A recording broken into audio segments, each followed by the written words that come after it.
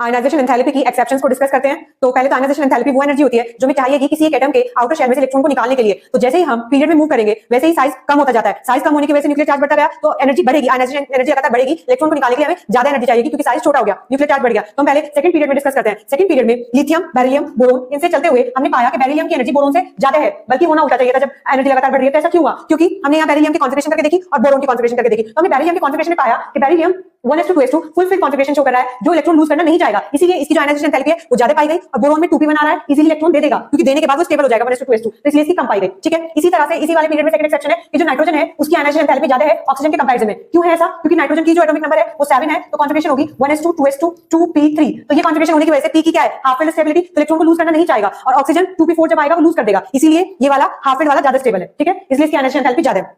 ऐसे ही जब हम थर्ड पीरियड में पढ़ेंगे सोडियम मैग्नीशियम, इधर को आयनाइजेशन एंथैल्पी बढ़ती है और मैग्नीशियम की आयनाइजेशन एंथैल्पी एल्यूमिनियम से ज्यादा मिली। फिर हमने देखा इसकी इलेक्ट्रॉनिक कॉन्फ़िगरेशन